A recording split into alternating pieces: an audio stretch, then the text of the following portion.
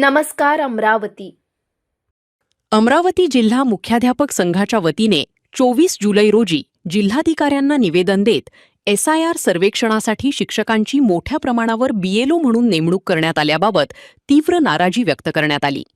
संघाच्या म्हणण्यानुसार अनेक शिक्षक सध्या SIR सर्वेक्षणाच्या कामात व्यस्त असल्याने शाळांमधील नियमित अध्यापनावर मोठा परिणाम होत आहे. विद्यार्थ्यांच्या शिक्षणात अडथळे निर्माण होत असून दैनंदिन शैक्षणिक कामकाज विस्कळीत होत असल्याची खंत मुख्याध्यापकांनी व्यक्त केली. यासोबतच शिक्षक SIR ड्युटीवर असताना शाळेत एखादी अनुचित घटना घडल्यास त्याची जबाबदारी नेमकी कोणाची असा सवालही मुख्याध्यापक संघाने उपस्थित केला आहे. या समस्येवर पर्याय म्हणून SIR सर्वेक्षणासाठी शिक्षकांऐवजी महाविद्यालयातील NSS स्वयंसेवक किंवा विद्यार्थ्यांची नियुक्ती करण्याची मागणी संघाने केली आहे.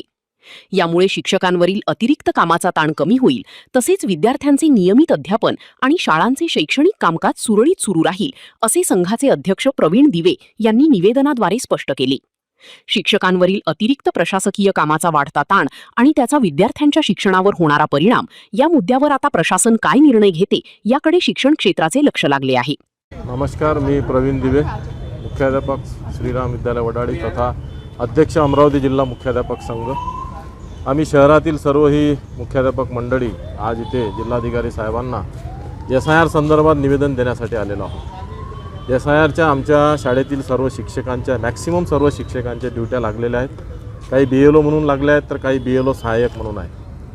अमरावती शहरातील काही शाळांमध्ये समजा एखाद्या शाळेत जर 35 शिक्षक असेल तर त्या शाळेतील 27-28 जणांच्या ड्युट्या लागलेल्या आहेत. आमच्यासमोर प्रश्न असा निर्माण झाला आहे की शाळेतील विद्यार्थ्यांचं काय करावं.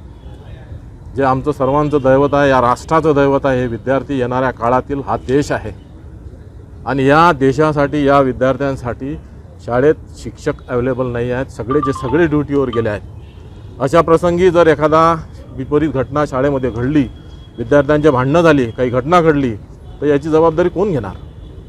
अशा प्रकारची जर घटना उत्पन्न झाली किंवा निर्माण झाली तर याला सर्वस्वी जबाबदार शासन राहतील.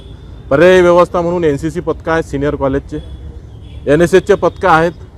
हे अनेक विद्यार्थी त्यांचा जर उपयोग ह्या SIRसाठी जर केला अत्यंत चांगली बाब राहील. आता ह्या सर्व मुख्याध्यापक मंडळींना आमच्यासमोर एक बिकट प्रश्न झाला की शाळा चालवायची कशी. शासनाने एकतर आमच्या शाळांना सुट्टी द्यावी, मधातच पत्र काढतात सर्वांना ड्युटीवर लावा, एकही जण शाळेत ठेवू नका. शिक्षकांना जर शाळेत ठेवलं नाही तर विद्यार्थ्यांची काळजी कोण घेणार. पालकांच्या वेगवेगळ्या प्रकारच्या समस्या आहेत. पालक शाळेत येऊन ओरडत आहेत की शिक्षक वर्गात नाही आहे. अशा अनेक बिकट समस्यांना सर्व मुख्याध्यापकांना आम्हाला समस्यांना तोंड द्यावं लागत आहे. तर शासनाने याची पर्यायी व्यवस्था करावी किंवा शाळेला सुट्टी द्यावी. धन्यवाद.